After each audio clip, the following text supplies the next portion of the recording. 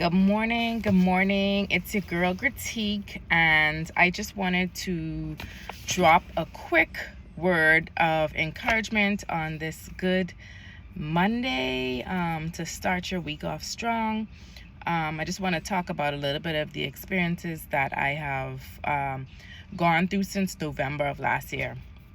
So November of last year, I was working at my old job. I had been there for over 6 years. I started working just on Saturdays, and then I ended up working full-time for this office.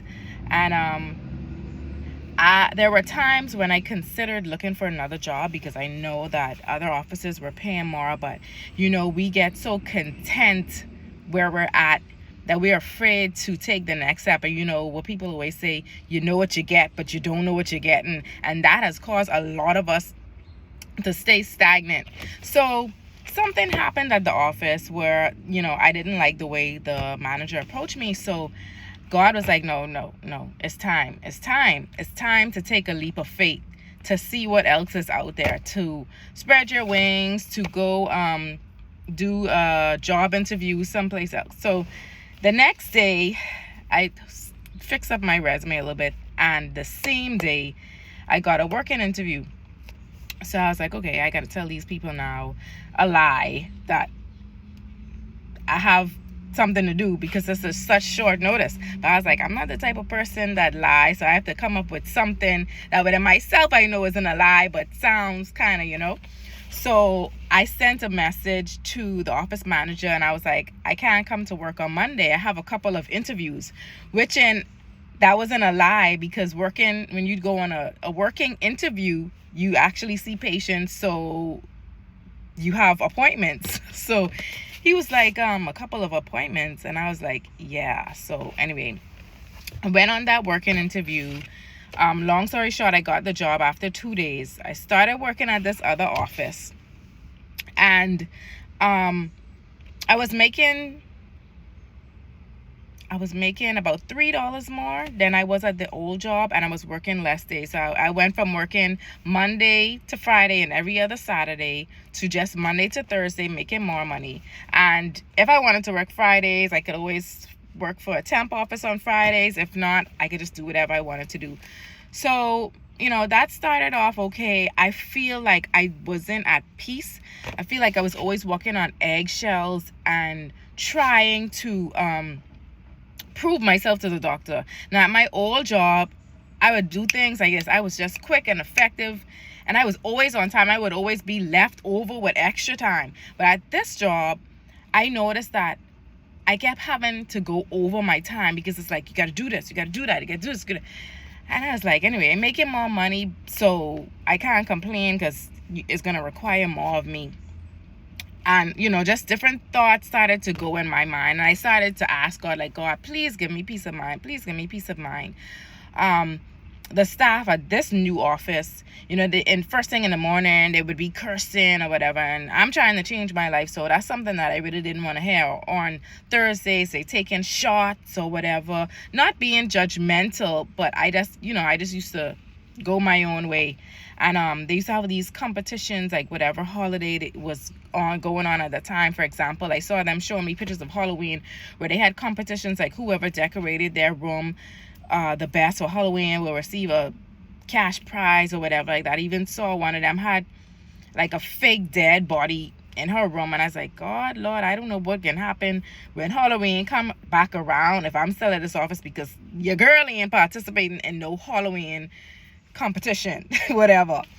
So anyway, I felt in my spirit, and I'm at the point in my little baby Christian walk where I'm trying to discern the difference between her and my own subconscious or Holy Spirit. But something kept saying, you're not going to be here long. You're not going to be here long. You're not going to be here long. And I just like, that's just my mind, whatever. So anyway, in December, I decided to go on a 40-day fast.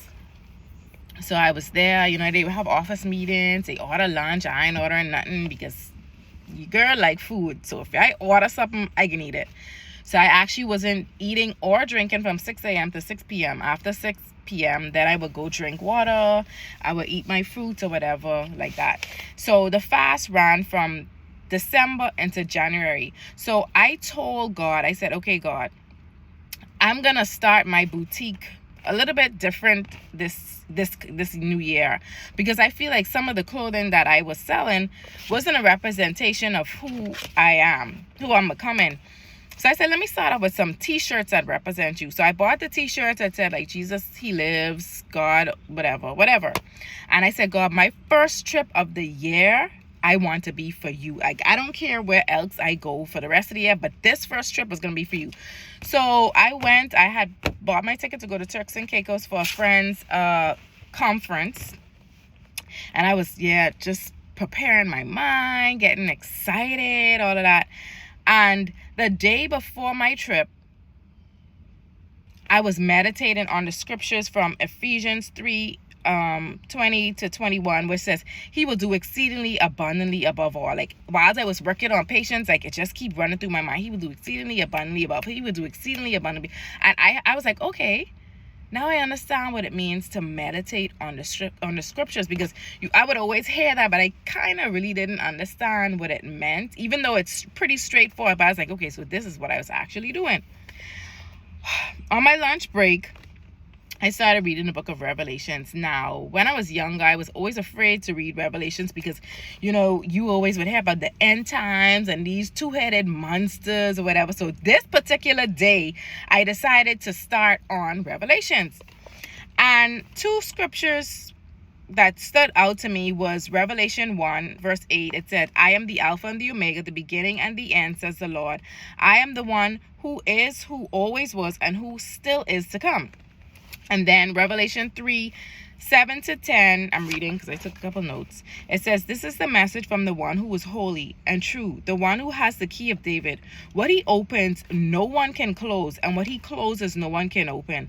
I know all the things you do. I have opened the door for you that no one can close. You have a little strength, yet you have obeyed my word and not denied me. Look, I will force those who belong to Satan's synagogue, those liars who say they are Jews but are not, to come and bow down at your feet. They will acknowledge that you are the ones I love, because you have obeyed my command to persevere. Now, Lord, I was getting up 3 o'clock in the morning, going in my closet, and I was tired. Half the time, I would mumble a couple words, and I would speak by saying, anyway, God, you know my heart. I will protect you from the great time of testing that will come upon the world to test those who belong to the world. So after lunch, I was just walking through the halls because I was like, okay, now I'm going home to go do this photo shoot for this new inventory that I got. And then tomorrow, I'm going to be on my way to Turks and Caicos, one of my favorite places to go. And at the end of the day, she called me in and I hear bubbly and I like walking in. So she closed the door behind me. So I was like, yeah, I do something bad.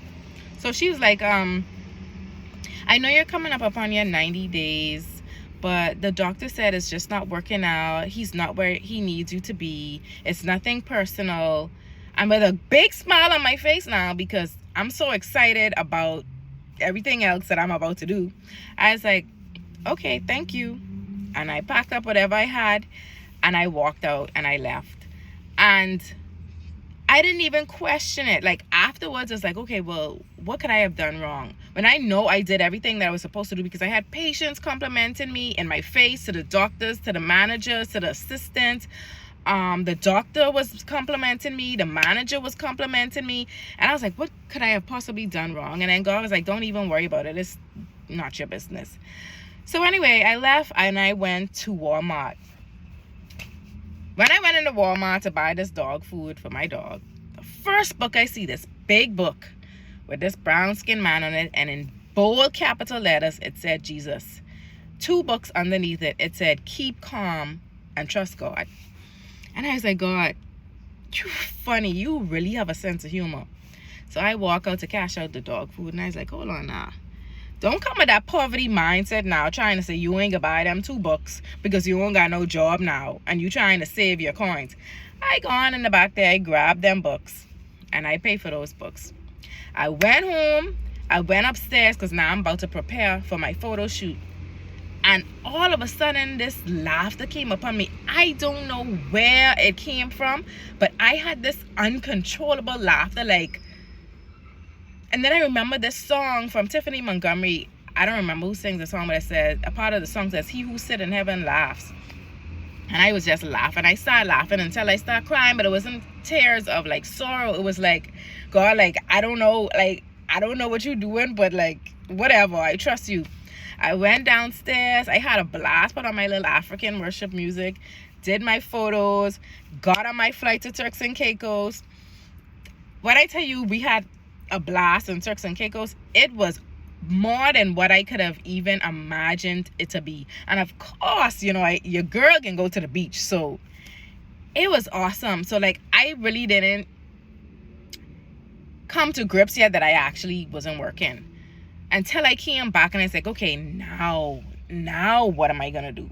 And then I was like, okay, well, you can work for the temp agency and just get a job in. And I said, God, I don't care what happened. I am not going to work full-time for anybody else. I'm not about to commit myself to anyone because I don't like rejection. And let me get this 1 second. I wrote this book in 2020. It's called Life After Life, From Rejection to Redemption. And actually, I thought that my days of rejection was over. And then God was like, no, you are going to go through different periods of rejection, and I'm going to redeem you so that you can tell your story to someone else to help them. So it could be for marriage, it can be for teenagers, teenage girls, it could be for dating, it could be for finances, it could be for many different things, but you're not going to stay at that point for a long time. And one of my grandmother's favorite phrases was, if I can help someone as I travel along the way, then my time here won't be in vain, something like that. And so I started temping. One of the managers that I used to work for, she's like, hey, an office is looking for someone for next Monday to Wednesday. Would you be able to work? So I was like, sure. So I worked at this office now Monday to Wednesday. On the last day, one of the patients was telling the doctor, oh, you have to keep her. So the doctor was like, I know, she's so nice. She's like, but I don't know if she's able to be kept. So the manager, she's like, are you looking for full-time? I didn't tell God I'm about to work full-time for nobody. So I was like, what is full-time? So she was like, Monday to Wednesday. And I was like, bing. So she's like, all right, I'll put in a word for you with the doctor. Long story short, I didn't have to do much. I got the job by the end of the day. And I'm like, okay now. So I'm secured for the Monday to Wednesday. What am I going to do the Thursday and Friday? Because I don't know if it's going to add up. Making $4 more than the last job. So not only am I working less days, Monday to Wednesday, I'm making the same amount or even more than I made working an extra day. So I have the Thursday and Friday if I want to work, if I want to travel, if I want to spend more time with my son, or if I want to spend more time in God's presence. I say all this to say, whatever it is that you're going through, I don't care what it looks like, trust God. You know what? I feel like it was a test of my faith, because I have an aunt and she trusts God with everything she has. I mean, if she ain't working, she trusts God. God been making ways. And I was like, God, like, I want that kind of faith. You know, because when we lean on our own understanding, it's like, okay, how am I going to do this? How am I going to pay for this? And I say, God, I don't even know. I surrender all to you. Have your way. But ever since my divorce in 2010-11, like, God has been carrying me. I can't say. And sometimes I'd be like, okay, God, like, if I had a husband and he was working, I'd be able to fall back on him, you know, so make sure my mortgage paid, my car note paid, all this. And God's like, I want you to trust me. I want you to trust me to the point where only God is going to get the glory. No man is going to take the credit for what I'm doing in your life. So from then to now, everything that I have accomplished, I don't give no credit to nobody else except for God. And I love that. I love that. Not only that I'm independent, because at some point I want to be codependent, but the fact that me putting my trust in God has taken me along this journey. People, In these times, no matter what it looks like, if your health is failing, trust God. Financially, you in a slum, trust God. Your children acting out of character, trust God. Your marriage going down, trust God. Stay in your word, read your word, find that time. Now, I don't always get it right, I'm not gonna lie, because even though I have this extra time, I still feel like the enemies attack me, like, okay, like you could just sit down and scroll social media, but I'm like, I gotta get it right. Little by little by little by little, I'm getting it right. But God, I just wanted to share, I wanted to share this quick word of encouragement. Whatever you do, if it's the only thing you remember me saying, trust God. It's a girl Critique on this beautiful Monday. I'm about to go in and clock in on this job, and y'all have a beautiful rest of the day.